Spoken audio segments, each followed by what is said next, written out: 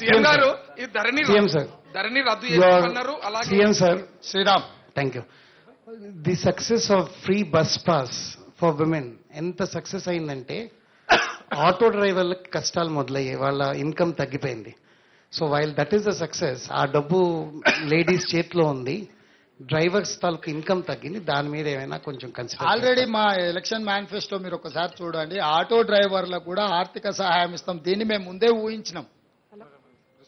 ఇది జరిగితే వాళ్ళకి ఏదైనా ఇబ్బంది జరుగుద్ది, నష్టం జరుగుద్దన్న ఆలోచన ముందే మా మేనిఫెస్టో కమిటీ చైర్మన్ గారు శ్రీధర్ బాబు గారు గుర్తించే మా ఎలక్షన్ మేనిఫెస్టో కమిటీలో ఆటో డ్రైవర్లకు ఆర్థిక సహాయాన్ని అందిస్తామని చెప్పినాము. స్పష్టంగా ఆటో డ్రైవర్లను కూడా అందరి వాళ్ళ వివరాలు సేకరిస్తాం, వాళ్ళకు కూడా ఆర్థిక సహాయాన్ని అందించే ప్రయత్నం చేస్తాం. మనం ఎక్కడి నుంచి మొదలు పెడుతున్నాం, వెనకటికి పెద్దోళ్ళు చెప్పి రేట్లు వేసినా లెక్క పెట్టేయమని. సో ఈ కేసీఆర్ ఎవరికేమి ఇచ్చిండో ఎక్కడ ఏముందో కూడా చెప్పని పరిస్థితి ఉన్నందుకే ఈరోజు శ్వేతపత్రం విడుదల చేసినాము.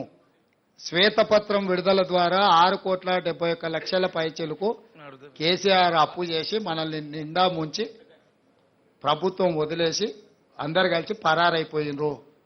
ఈ పరిస్థితిలో నుంచి మనం తేరుకొని ఒక మంచి ఉద్దేశంతోని ఆలోచనతోని ప్రభుత్వం ముందుకు వెళ్తుంది. అన్ని విషయాలు పరిగణలోకి తీసుకుంటాం.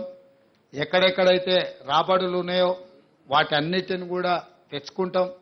భేషజాలకు వెళ్లాల్సిన పని లేదు. కేంద్ర ప్రభుత్వం నుంచి మనకు రావాల్సిన నిధులు ఏమన్నా ఉంటే వాటిని తెచ్చుకుంటాం.